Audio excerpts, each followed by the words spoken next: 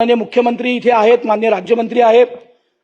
मला जे वाटतं की बा एकही ग्रॅम कुठलाही अंमली पदार्थ येऊ शकत नाही जर पोलिसांनी ठरवलं तर पोलीस तसं नागपूर पोलीस तसं ठरवणार आहेत का? नमय शेवटचं. आणि माननीय अध्यक्ष महोदय, अमरावती असेल, बाजूला छिंदवाडा असेल, तिकडे पांढुर्णा असेल, संसार असेल, याच्यातनं मोठ्या प्रमाणात गुटखा, सेंटेड तंबाखू येणं सुरू आहे. मागे अमरावतीत मोठ्या धाडी पडल्या, पण नंतर त्या बंद झाल्या. तर त्या बाबतीतही आपण काही कारवाई करणार आहोत का? अध्यक्ष महोदय, सन्माननीय सदस्य प्रवीण दटकेजींनी काही प्रश्न या ठिकाणी उपस्थित केले आहेत. पहिल्यांदा तर या गुन्ह्यामध्ये संघटित गुन्हेगारी नियंत्रण कायदा 1999 ज्याचा त्यांनी उल्लेख केला, तर त्यातील कलम 3.1, 2, 3.2 आणि 3.4 अन्वये सदर गुन्हेगारांवर गुन्हा दाखल करण्यात आलेला आहे. त्यामुळे ते आपण कलम ऑलरेडी लावलेला आहे, त्यांना त्या अंतर्गत आपण चार्जशीट करतो आहोत.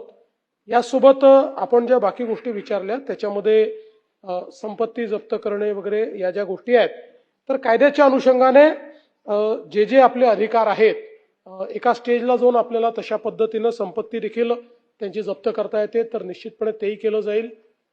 बेकायदेशीर बांधकाम जर त्यांचं असेल तर आता सर्वोच्च न्यायालयाच्या आदेशाप्रमाणे आपल्याला विहित त्यांना नोटीस देऊन आणि त्यानंतर अशा पद्धतीची कारवाई करता येते. त्यामुळे महानगरपालिकेला सांगण्यात येईल आणि जर अशा प्रकारे बेकायदेशीर त्यांचं काही असेल तर विहित पद्धतीनं नोटीस देऊन त्याच्यावर देखील कारवाई जी आहे ती कारवाई निश्चितपणे करण्यात येईल. आणि त्यासोबत ऑपरेशन थंडरच्या माध्यमातून आपण स्वतःच या ठिकाणी सांगितलं की मोठ्या प्रमाणात नागपूर पोलिसांनी कारवाई केली आहे. आणि हे खरं आहे की अलीकडच्या काळामध्ये विशेषतः मुलांना टार्गेट करण्याचा प्रयत्न होतोय. त्यामुळे टपऱ्या असतील किंवा तत्सम ज्या जागा असतील त्या जागांवर देखील आपण काम करतो.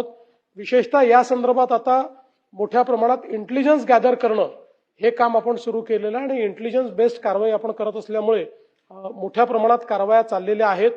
आपल्याला कल्पना आहे की आज अंमली पदार्थांच्या संदर्भात मोठा प्रश्न हा आहे की अगदी छोट्याशा जागेतही अंमली पदार्थ तयार करता येतात आणि ते करण्याचा प्रयत्न होतो, पण त्यावरही आळा आणण्याकरता त्याचे इन्ग्रेडियंट्स कुठून कुठून येतात, ते कसे थांबवता येतील याबद्दलही आपण व्यापक अशा प्रकारची तयारी केली. आणि विशेषतः आता केंद्र सरकार आणि राज्य सरकार आणि वेगवेगळी सरकार त्यांनी जसं सांगितलं की दुसऱ्या राज्यांमध्ये देखील याचा काही धागेदोरे आहेत, तर आता सगळी राज्ये एकमेकांशी कॉपरेट करतात.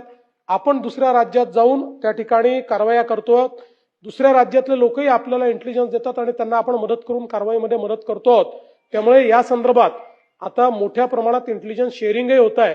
आणि सगळ्यात महत्वाचं आहे की आता कुठली केस पकडल्यानंतर पोलिसांना स्पष्टपणे सांगितलं आहे की नुसती ती केस चार्जशीट करून चालणार नाही, त्याचे फॉरवर्ड लिंकेज आणि बॅकवर्ड लिंकेज देखील शोधून काढले पाहिजेत. आणि एक गोष्ट त्यांनी जी सांगितली या गोष्टीमध्ये खरं म्हणजे हे माझं देखील मत आहे की जर एखाद्या अशा प्रकारची घटना होते तर ती पोलिसांना माहिती पाहिजे. आणि जर ती माहिती होत नसेल तर कुठेतरी काही ना काही प्रमाणात इनकॉम्पिटन्स आहेच. आणि म्हणूनच आपण या संदर्भात झिरो टॉलरन्सची भूमिका घेतलेली आणि महाराष्ट्रात पहिल्यांदा अशा पद्धतीनं ज्यांचं डायरेक्ट इनडायरेक्ट इन्व्हॉल्वमेंट मिळालं त्या पोलिसांना आपण सस्पेंड न करता थेट बडतर्फ करण्याचा निर्णय घेतलेला आहे. आणि भविष्यातही अशा पद्धतीनं डायरेक्टली किंवा इनडायरेक्टली जे पोलीस या ड्रग्सच्या केसेसमध्ये त्या ठिकाणी इन्व्हॉल्व दिसतील किंवा जाणीवपूर्वक दुर्लक्ष केलं असं दिसेल त्यांना या ठिकाणी बडतर्फ करण्यात येईल.